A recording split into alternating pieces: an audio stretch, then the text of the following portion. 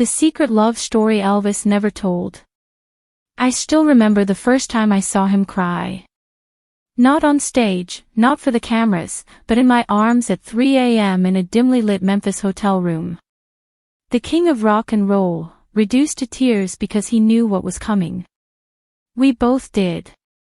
My name doesn't appear in the history books the way it should. I'm Anita Wood, and I was the woman Elvis Presley truly loved, the one he called his wife before there was ever a ring, the one whose heart he broke not by choice, but by the cruel hand of a business that devours everything pure it touches. It was 1957 when our worlds collided. I was 19, working as a radio DJ in Memphis, my voice floating through the airwaves to lonely hearts across the city. Elvis was already climbing towards superstardom, but to me, he was just this impossibly handsome boy with eyes that held both mischief and pain in equal measure. Our first date wasn't planned, it was destiny wrapped in coincidence. He'd come to the radio station for an interview, and when our eyes met across that cramped studio, time stopped. Not the way they write it in romance novels, but literally, brutally stopped. The air grew thick, my hands trembled, and for the first time in my life, I understood what it meant to be completely, helplessly lost in another human being. "You got the most beautiful voice I ever heard," he said, leaning against the doorframe after the interview, his famous smile replaced by something raw and vulnerable. "Makes a man want to listen forever." What followed were the most magical 18 months of my life.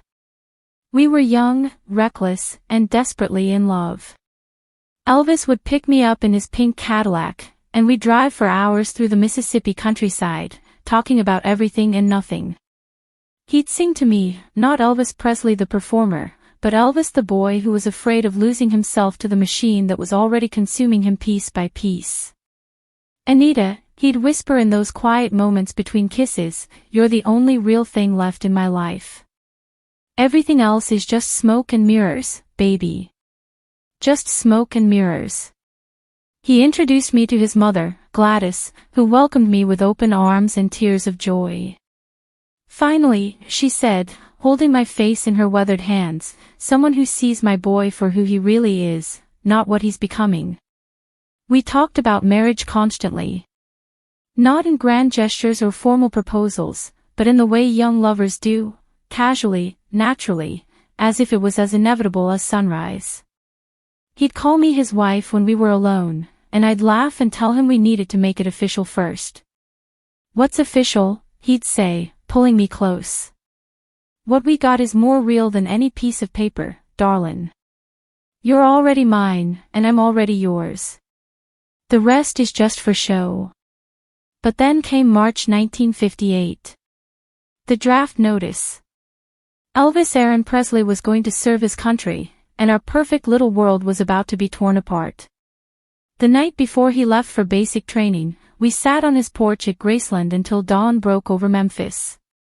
He was quieter than usual, his fingers nervously playing with my hair. 2 years feels like forever," I whispered against his chest. "Hey now," he said, tilting my chin up so I had to look into those blue eyes that had captured my soul. 2 years is nothing. When I come back, we'll get married. Have babies. Build the life we've been dreaming about. You just wait for me, okay? Promise me you'll wait." "I promise," I said, and I meant it with every fiber of my being. The first few months weren't so bad. He wrote letters constantly, beautiful, passionate letters that I kept in a shoebox under my bed. He'd call when he could, and his voice would transport me right back to those Memphis nights when the world belonged to just us. But then the calls became less frequent. The letters shorter. Something was changing, and I could feel it even from hundreds of miles away. What I didn't know was that Colonel Tom Parker, Elvis's manager, had made a decision. A cold, calculated decision that would destroy the only authentic love Elvis had ever known. It was a Tuesday when my phone rang. Not Elvis, I would have recognized his voice immediately. This was a stranger's voice, crisp and businesslike. "Miss Wood. This is Colonel Parker, Elvis's manager." My blood ran cold. In all our time together, Elvis had never let the Colonel speak to me directly. He'd always said he wanted to keep me separate from the business, protected from the sharks that circled his fame. I think it's time we had a conversation about your relationship with Elvis, the Colonel continued, his voice dripping with condescension. What about it? I asked, though every instinct in my body was screaming that this call would change everything. Elvis is going to be the biggest star this world has ever seen when he gets out of the army. Bigger than Sinatra, bigger than anyone. But stars can't be tied down by hometown sweethearts and childhood promises. It's bad for the image, bad for business. I felt like I was drowning. What are you saying? I'm saying that Elvis needs to be available to his fans. They need to believe they have a chance with him. Marriage, serious relationships, they kill that fantasy. And without that fantasy, Miss Wood, Elvis becomes just another singer. But he loves me, I whispered, the words feeling hollow even as I spoke them. Love?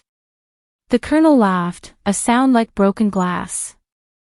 Honey, Elvis is 23 years old and about to become the most famous man on earth. What he thinks is love right now is just nostalgia. A connection to who he used to be before he became who he's meant to be. The room was spinning. I want to talk to Elvis.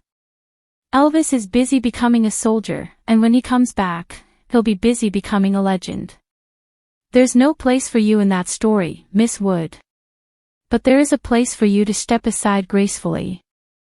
To let him go so he can become everything he's destined to be. I should have fought. I should have screamed. I should have demanded to hear these words from Elvis himself. But I was 21 years old, and I was being told by the most powerful man in Elvis's life that my love was an obstacle to his dreams. If you really love him, the Colonel pressed, you'll let him go. You'll make this easy for him. That's when my heart broke for the first time. Not the dramatic, movie-style breaking where you fall to the floor and sob. This was different. It was quiet and complete, like something inside me just stopped. What do you want me to do? I heard myself ask. Stop taking his calls. Stop writing back. Let him think you've moved on. It'll hurt for a while, but then he'll be free to focus on what really matters, his career. I don't remember hanging up the phone. I don't remember the rest of that day, or the next week, or the month that followed. I became a ghost of myself, going through the motions of living while dying inside. When Elvis called the next time, one of his rare calls from Germany, I almost answered. My hand was on the phone, trembling, ready to tell him everything. Ready to fight for us. But then I heard the Colonel's words again, if you really love him, you'll let him go. So I let it ring. And ring. And ring. He tried for months. Letters that went unanswered. Calls I couldn't bring myself to take. Messages sent through mutual friends that I ignored. Each attempt broke my heart a little more, but I convinced myself I was doing the right thing. I was setting him free to become the legend he was meant to be. What I didn't know was that Elvis was falling apart in Germany. His mother had died while he was there, and losing Gladys combined with my inexplicable silence was destroying him. He started taking pills to sleep, pills to wake up, pills to numb the pain that was eating him alive. He found comfort in a young girl named Priscilla Beaulieu. She was 14 when they met, young enough to be molded into whatever he needed her to be. She wasn't a threat to his career like I had been, she was a project, something he could control in a life that was increasingly beyond his control. When Elvis came back from Germany in 1960, he was different. The boy I had loved was gone, replaced by someone harder, more distant, more isolated. The pills that had started as a way to cope had become a permanent crutch. And Priscilla was by his side.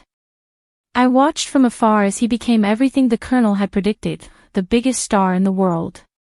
But I also watched as he became increasingly trapped by his own fame, a prisoner in the gilded cage of Graceland. We saw each other one more time, by accident, at a Memphis restaurant in 1965. He was with Priscilla and his entourage. I was alone, picking up dinner after a long day at work. Our eyes met across the crowded room, and for a moment, it was 1957 again. He excused himself from his table and walked over to where I was standing, frozen and trembling. "Hello, stranger," he said softly, and his voice was exactly the same as I remembered. "Hello, Elvis." We stood there for what felt like hours but was probably only seconds, two people who had once been everything to each other, now separated by years of silence and secrets. "Why?" he asked, and that single word contained all the pain and confusion and hurt of the past 7 years. I wanted to tell him the truth.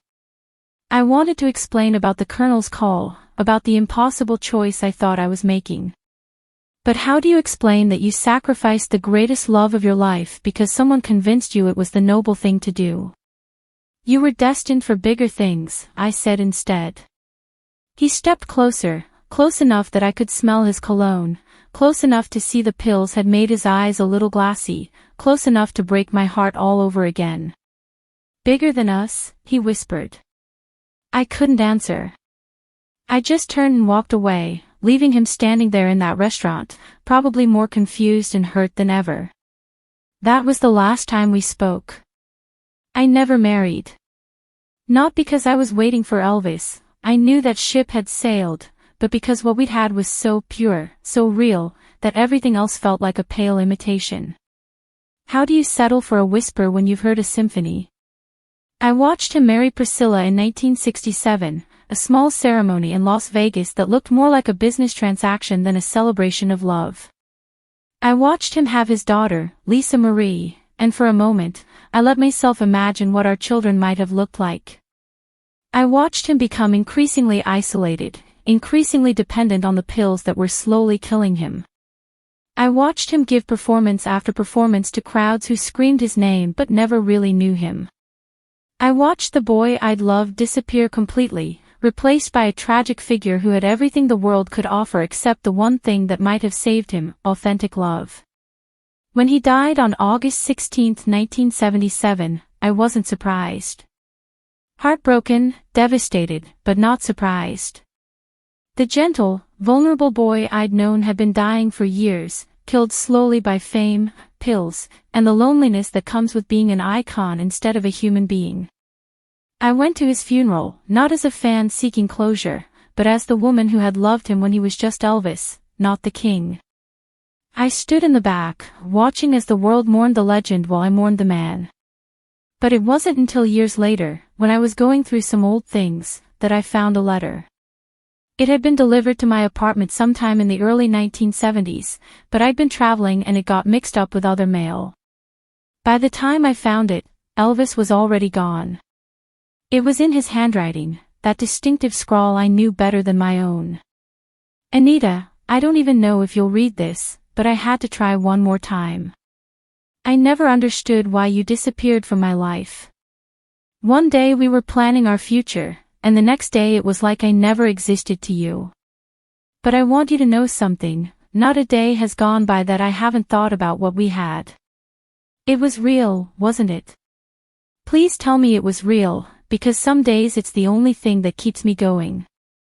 Love, Elvis. P.S. I still call you my wife when no one's listening." I collapsed right there on my kitchen floor, sobbing for the first time since that phone call from Colonel Parker 20 years earlier. He never knew. He never knew why I'd left, never knew it wasn't my choice, never knew that I'd spent 2 decades loving him from a distance while he slowly destroyed himself believing I'd never cared at all. The Colonel was wrong about everything. Elvis didn't become a legend because he was alone, he became a tragic figure because he was isolated from authentic love. The very thing Parker thought would save Elvis's career ultimately destroyed the man behind the music. I kept that letter until the day I died, and in my will, I requested that it be buried with me. Because what Elvis and I had wasn't just real, it was the realest thing either of us ever experienced. And in the end, that's what matters. Not the fame, not the money, not the screaming crowds, but that for 18 perfect months, two young people loved each other with a purity that this world didn't deserve. The industry took Elvis from me, but it couldn't take the memory of who we were together. And sometimes, in the quiet moments before sleep, I can still hear him singing to me in that pink Cadillac, promising me forever in a voice that was meant for me alone. Subscribe to the channel and stay tuned for more incredible stories to come.